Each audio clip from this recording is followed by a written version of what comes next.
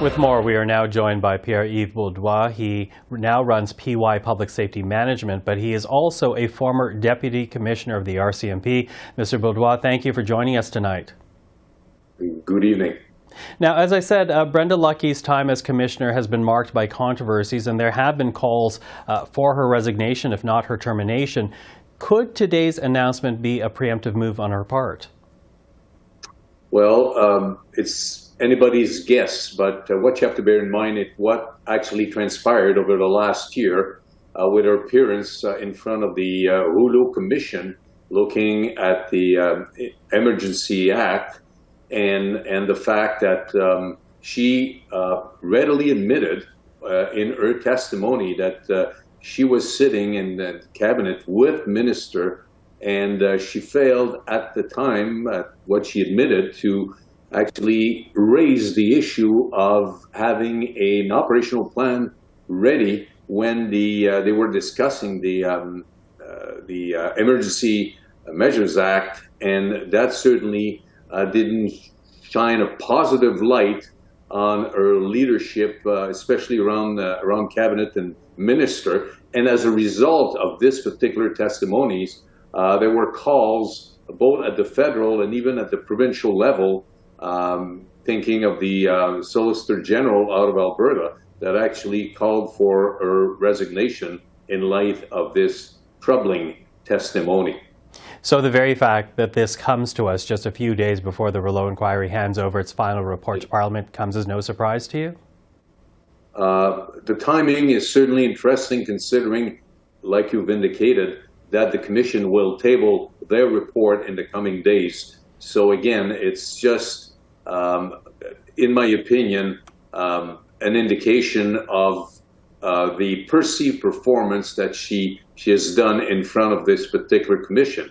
And also, if you go back a little further, the inquiry on the mass casualty in Nova Scotia, also where she testified over a 2-day period, clearly highlighted some of the points in relation to her lack of leadership, and also all these red flags about political interference in the ongoing operation and investigation following this tragic mass casualty in Nova Scotia.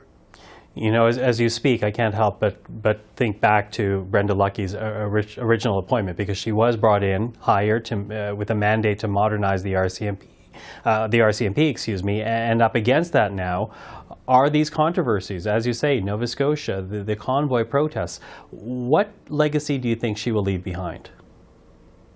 Well, it's going to be a legacy that is going to be questions in relation to her leadership ability to actually move the RCMP in a certain direction with regards to some of the contemporary challenges that are faced by the RCMP. There are questions also across our nation with regards to the RCMP role within the communities, whereas discussions are taking place in Alberta, Saskatchewan, and the Maritimes in relation to the need to maybe create their own provincial police or municipal police and revisit the mandate of the RCMP as such. So there appear to have been a leadership vacuum that kind of opened up these types of discussion across our nation. Well, I was going to ask you that question, because here we have the RCMP dealing with issues so complex now, among them systemic racism, allegations of harassment within the force, and the country so large as well, the force serving both rural and urban areas. Does the force in its current form make any sense anymore? Well, valid questions that is being discussed. And I've had recently a very animated conversation in relation to exactly this, where the RCMP should fit.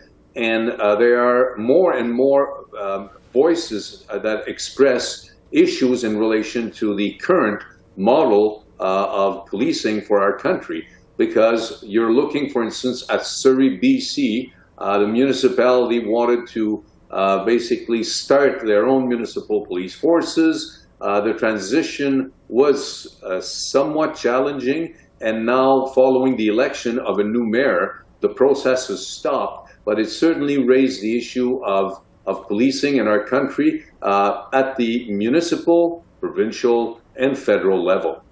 Quickly running out of time, but I do want to ask you one final question. Brenda Lucki says that her last day will be March the 17th. There are still a few weeks until that day comes about.